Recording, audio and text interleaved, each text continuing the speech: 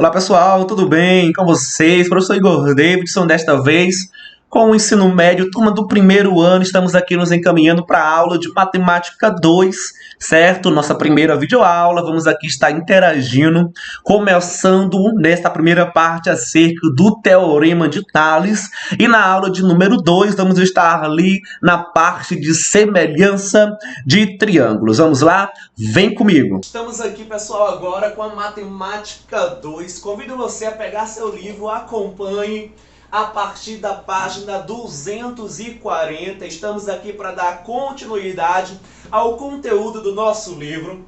Primeiro tópico, nós vamos estar estudando acerca, nessa primeira parte, sobre o Teorema de Tales. Vamos lá? É importante você lembrar, antes de nós adentrarmos na definição principal, vamos dar uma recapitulada. Nós já estudamos ainda este ano sobre as definições, propriedades que nós encontramos quando nós temos duas retas paralelas cortadas por uma transversal. Nesse caso, nós temos a reta R e a reta S, pessoal, paralela, isto é, elas não possuem na interseção, não há ponto comum que seja ao mesmo tempo participante, né, esteja dentro da reta R e da reta S, ok? Porém, a transversal é sempre a única reta que é o quê? Concorrente, isto é, ela vai ter ponto de concorrência aqui e também aqui.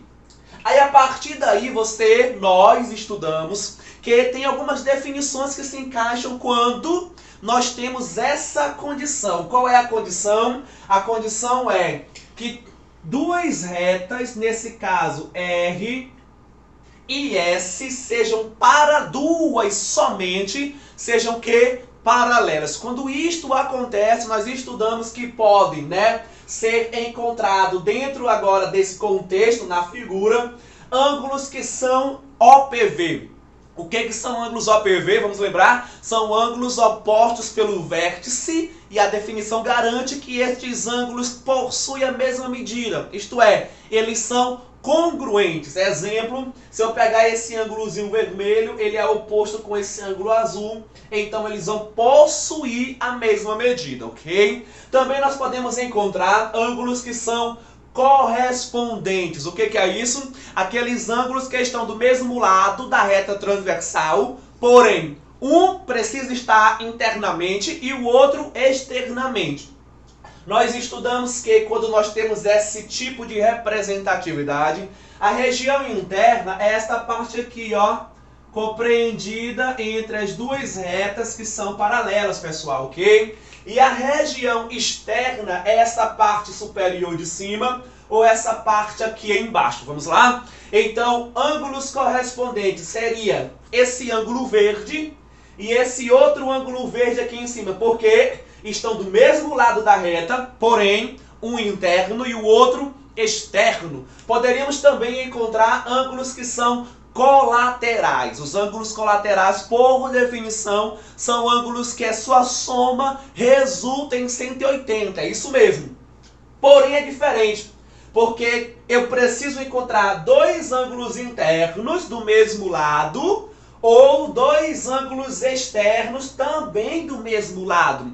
Todo ângulo colateral, seja interno ou externo, a sua soma é o que? 180, eles são suplementares entre si. Nós também podemos encontrar os ângulos que são alternos, não é verdade? Porém, os ângulos alternos, o próprio nome já diz, né? Eles têm que estar alternando. Se um ângulo está do lado esquerdo da reta transversal, o outro tem que estar do lado direito, ok? Porém, nós temos dois casos. Os alternos podem ser também como os colaterais, internos ou externos. Nesse caso, seria esse ângulo vermelho com esse outro ângulo vermelho. Então, eles estão se alternando na parte interna, isto é, eles são ângulos alternos internos e eles são congruentes.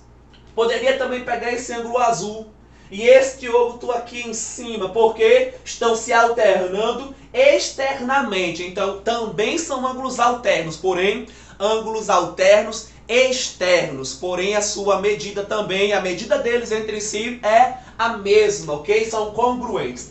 Isto nós aprendemos quando duas retas são paralelas, cortadas por uma transversal. Agora o nosso teorema de Tales, é como se fosse uma definição que vai além, porque a condição para existir é uma reta paralela a mais e uma reta transversal também.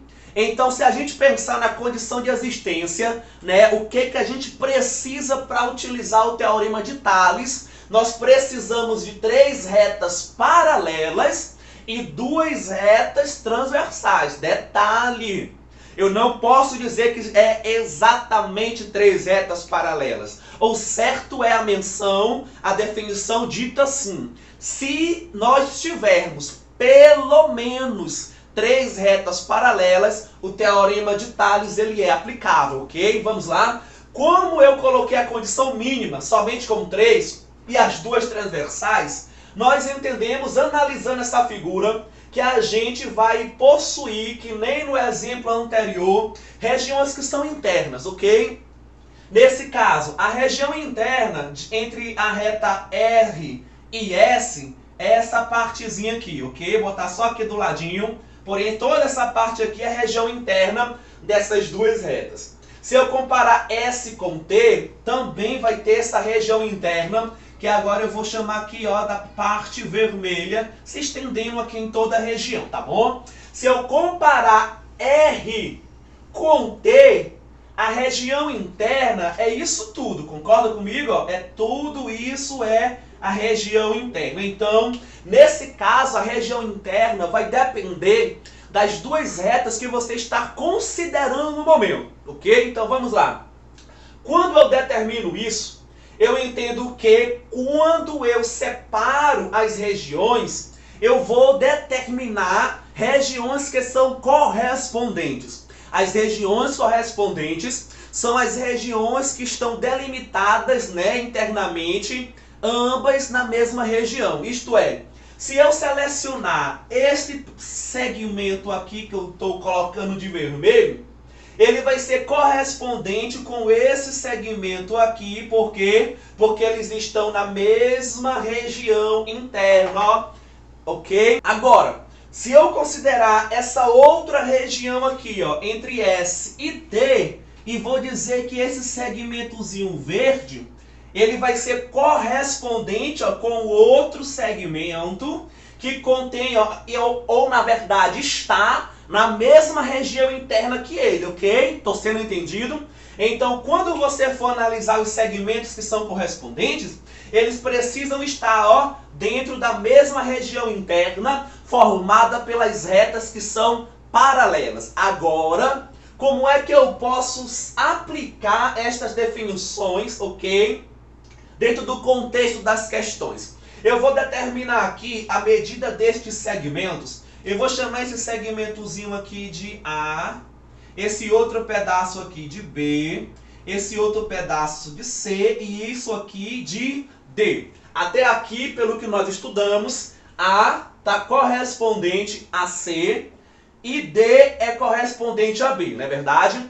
A definição, ou na verdade o teorema de Tales, ele lhe afirma que você consegue montar uma proporcionalidade. O que é uma proporção, professor? Vamos lembrar? Lá no 7º anozinho do ensino fundamental, nós vimos que uma proporção nada mais é do que uma equivalência entre 2 frações, isto é, uma igualdade entre uma fração e outra. Se eu preciso montar uma fração para determinar o teorema, a fração sempre precisa ser montada seguindo as retas que são transversais. Isto é, essa reta transversal V, ela tem o segmento A e B. Então a fração tem que ser A sobre B. A fração tem que ser montada assim. Quando eu tenho a transversal W, eu posso montar uma fração, ó, C sobre D, ok? Então eu posso a priori, a princípio, determinar uma primeira definição, que é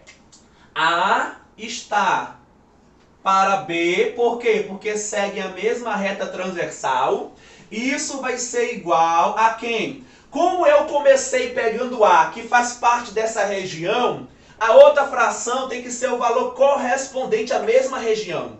Como eu coloquei no denominador B, que faz parte dessa região embaixo, então na outra fração, denominador, também tem que ser aquele valor que é correspondente também a B, ok? Então não faz sentido eu escolher A sobre B e querer colocar aqui D sobre C, porque eu vou estar trocando as regiões, ok? Temos que pegar as que são correspondentes. Então, se eu comecei com A sobre B, eu tenho que começar agora a outra fração também com a região, ó, C sobre D, ok? A gente faz a leitura, A está para B, assim como C está para D. Então, isso é uma proporcionalidade entre estas duas frações, tá ok? Então, vamos lá, essa é a primeira proporção que a gente consegue montar aplicando o Teorema de Tales, ok? O livro parou aqui, porém nós podemos ir além, porque muitas das vezes é mais conveniente a gente trabalhar quando nós temos aquela região inteira. Lembra do que eu falei da região azul? É a região que está compreendida entre R e T. É a região inteira. Se é a região inteira, eu vou determinar, vou considerar agora que essa região aqui, ó, na verdade, a soma do segmento A mais B, eu vou dizer que ele vale X, ok?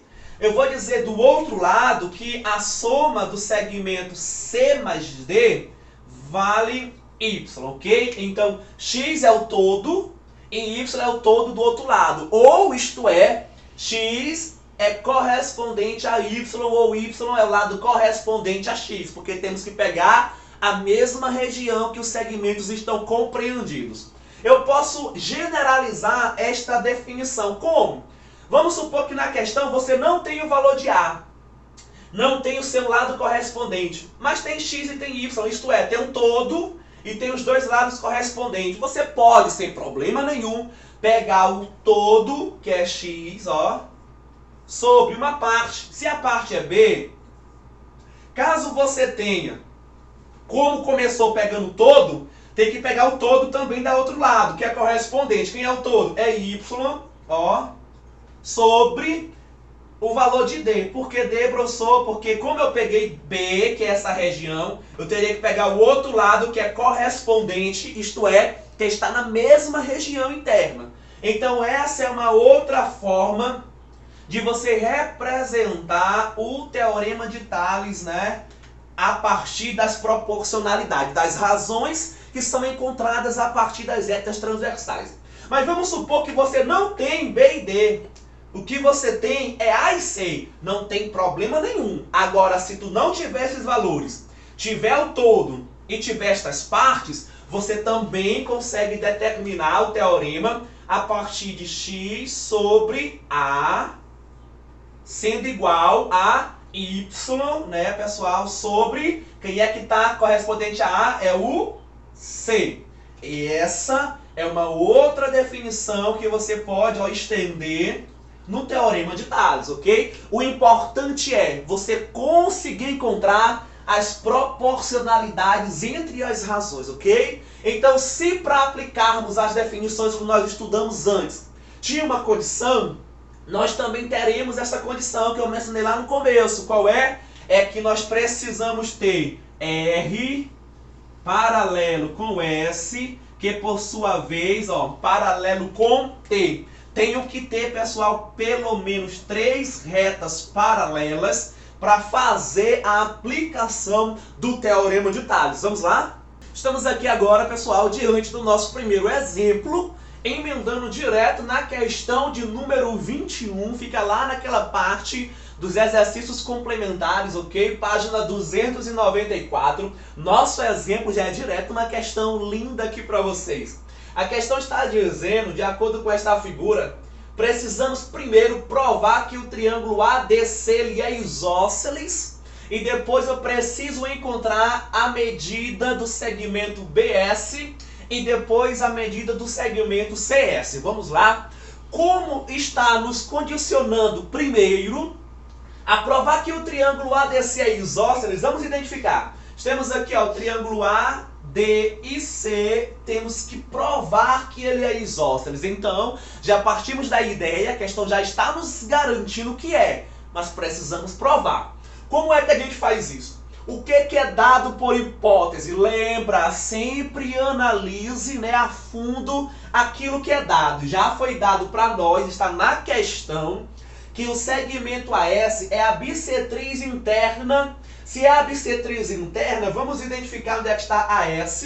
Então é por isso que tem alfa e alfa. Por quê? Porque a definição da bissetriz te garante que é o segmento que divide o ângulo, né, que se origina no vértice ali do triângulo em duas partes de mesma medida, congruentes. Então, AS é uma bissetriz. Então faz sentido estar alfa e alfa. Depois diz que este segmento AS, esta bissetriz, é paralelo com a reta R. Aonde está, vamos identificar a reta R. É essa reta bem aqui, ó. Rzinho ficou meio escondido.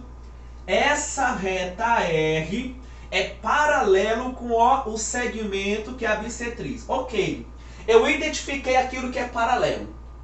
Até aqui, eu estou pensando em duas retas paralelas. Lembra do comecinho da aula, lá daquela observaçãozinha do lembre? Então vamos lá, o que é que nós podemos concluir a partir daqui? Eu posso afirmar, ó, venha comigo, é fácil ver que esse ângulo, ele mede alfa. Pensei um pouquinho por quê. Vamos lá, por que, professor, que este ângulo mede alfa? Porque se eu considerar esse ângulozinho aqui, ó, com esse que eu acabei de colocar, se eu tenho duas retas que são paralelas, então o segmento AC vai ser uma transversal. Se é uma transversal e eu tenho dois ângulos opostos na região interna, vão ser ângulos alternos internos que, por definição, são congruentes. Então, se aqui é alfa, aqui também será alfa. Então, quando eu olho, eu posso colocar também aqui em cima o ângulo alfa. Para aí um pouquinho, pensa por que lá em cima é alfa?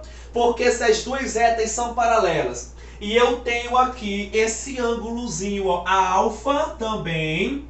Ele vai ser idêntico a esse. Por quê, professor? Porque esses dois ângulos vão ser correspondentes. Lembra do começo da aula? Ângulos correspondentes precisam estar do mesmo lado, certo? Da reta. E tem que estar um interno e o outro externo, ok? Para mim comparar agora esse alfa com esse, a reta transversal que eu estou considerando é essa reta aqui, ó, ok?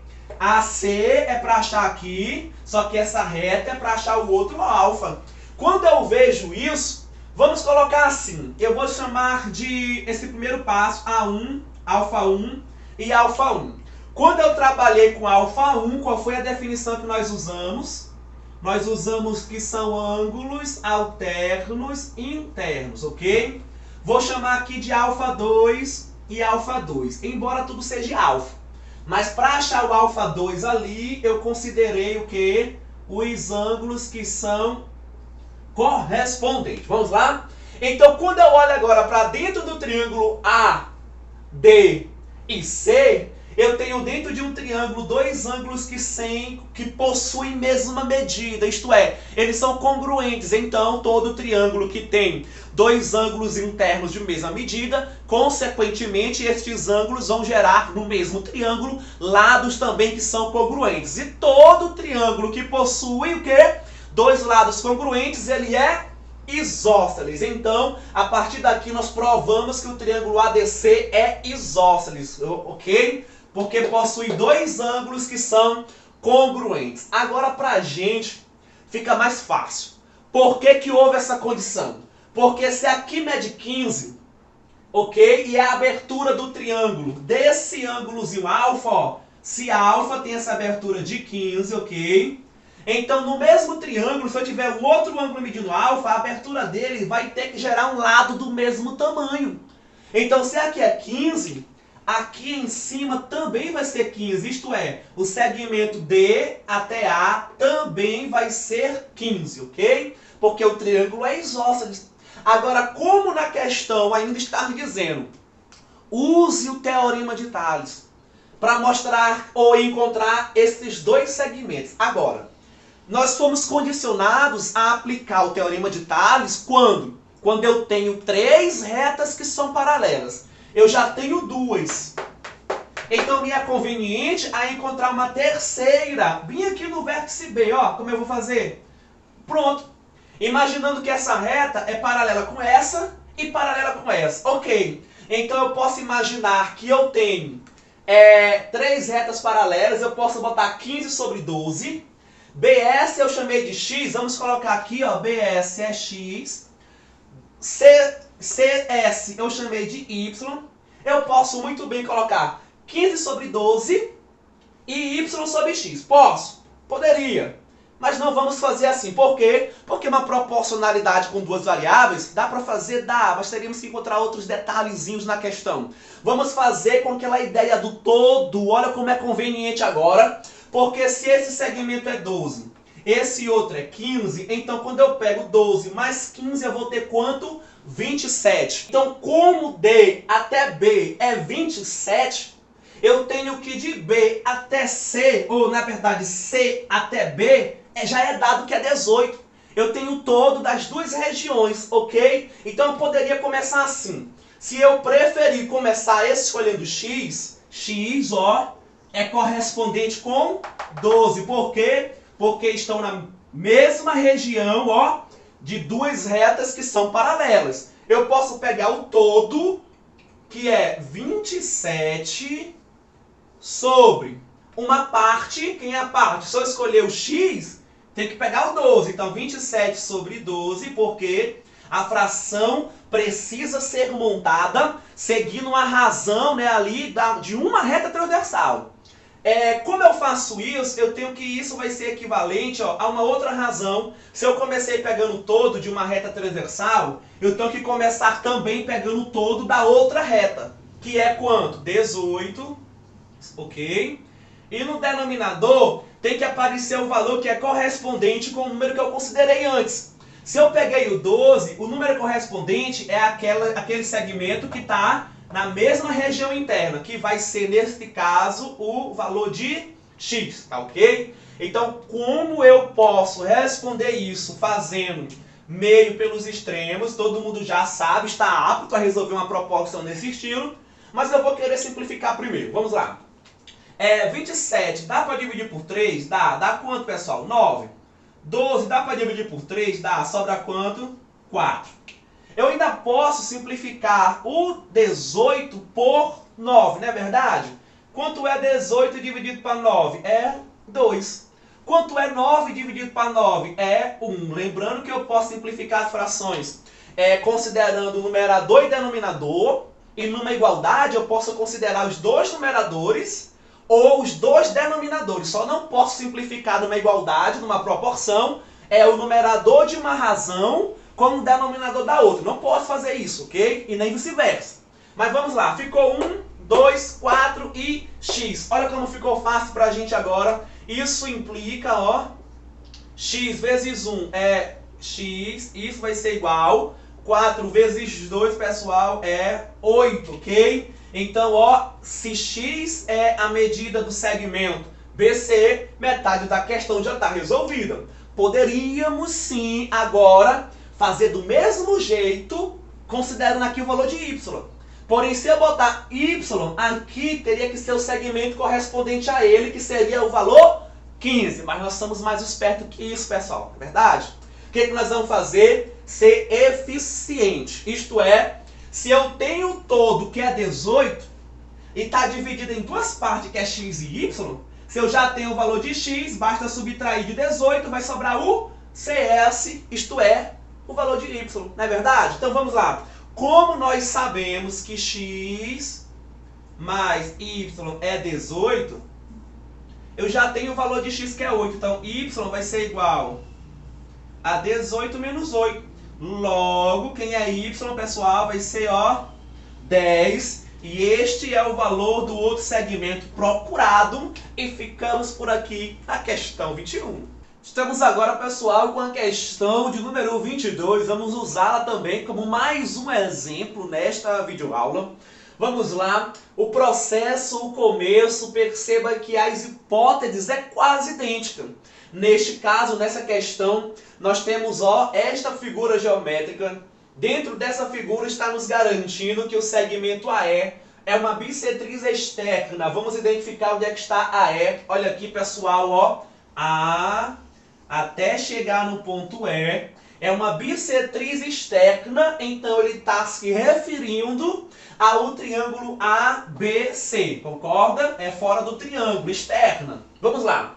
Também é dito que essa bissetriz AE é paralelo com a reta R, Essa reta é paralelo com essa outra reta R que foi, traçada passando pelo ponto C, gerando o ponto D no segmento AB. Vamos lá.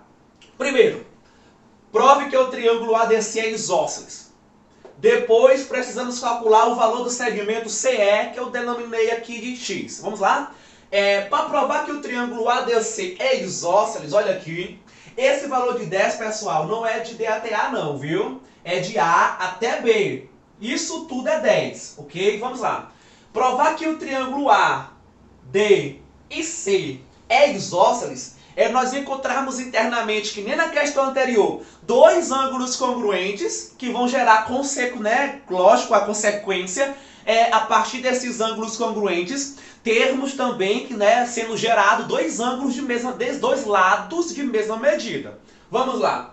Quando nós identificamos aqui que esse ângulozinho aqui é alfa, olha para cá, é alfa, eu entendo que da mesma forma que aqui é alfa, se eu considerar AC como a reta transversal, então aqui dentro também vai ser alfa. Por quê? Porque eles serão ângulos alternos internos, ok? Então, para achar alfa 1, denominei, nós usamos o quê? Ângulos alternos internos, tá ok?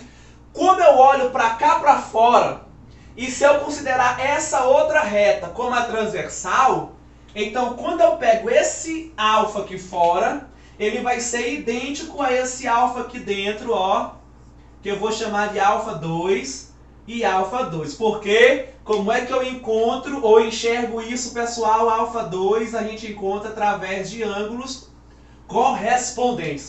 Vamos lá? Essa seria a reta transversal. Eles estão do mesmo lado, porém um na região interna e o outro na região externa, satisfazendo a condição dos ângulos serem correspondentes. Então vão ter que ter a mesma medida. Não é que eu estou botando alfa 1 e alfa 2, não estou querendo dizer que esses dois alfas são diferentes, não. É só para você identificar o processo para chegar no alfa 1, no triângulo, e o processo para chegar no alfa 2 também. Porém, tudo é alfa, é o mesmo valor. Se alfa for 10 em um, é 10 também no outro, ok? Uma suposição. Agora, como você identificou no triângulo ADC, dois ângulos aqui, vai ser a base, dois ângulos de mesma medida, você sabe que esse lado, do triângulo vai ser igual a este outro. Isto é, um triângulo que tem dois lados congruentes, então ele vai ser o quê? Isósceles, provamos isso. Aí tu se pergunta, professor, por que que estas questões estão tentando sempre provar que o triângulo ali, escolhido é isósceles? Porque, se tu não concluir isso, tu não consegue usar o teorema de Tales. Porque quando eu sei que esses dois lados são de mesma medida, eu vou entender isso, Esse lado já é dado que é 6. Então esse outro também será 6. Como de A até B, pessoal, é 10, esse pedaço é 6. Se eu tiro 10, tiro 6, vai sobrar 4. É isso mesmo. Agora, é conveniente aplicar o teorema de Tales. Porém, eu tenho que ter pelo menos, 3 retas paralelas. Então, é conveniente para nós, imaginar uma reta paralela aqui. Aí eu teria 3, ok?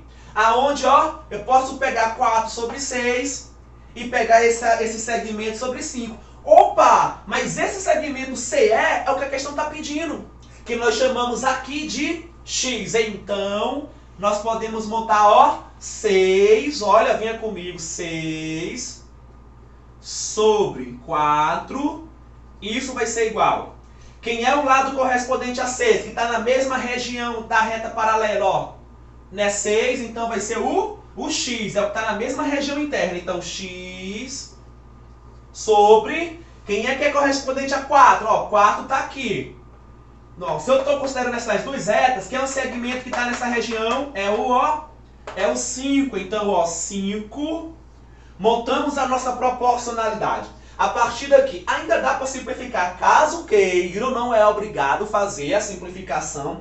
Pode fazer o produto direto sem problema nenhum. O importante é você se sentir seguro na resolução que está sendo feita. Vamos lá? Eu entendo que dá para simplificar por 2, sobra 3. 4 por 2 sobra 2. Então vamos lá, vai ficar 2x, ok? Vai ficar 2x igual ao quê? 3 vezes 5, pessoal, ó, 15. Isso implica que x não vai ser 15 dividido para 2? Logo, x vai ser o quê? 7,5, ok? O valor de x representa o segmento CE que foi procurado, proposto, né, para nós encontrarmos na questão de número 22 e ficamos por aqui. É isso aí, pessoal. Estamos aqui, né, nos encaminhando para o término da nossa primeira aula. Espero que vocês tenham gostado. Acompanho, ou na verdade convido vocês a já começarem a resolver a atividade que se encontra na página de número 242 para você consolidar essas definições, hein? Vamos lá, aguardo vocês na aula de número 2 acerca de semelhança de triângulos, ok? Grande abraço, pessoal. Até a próxima.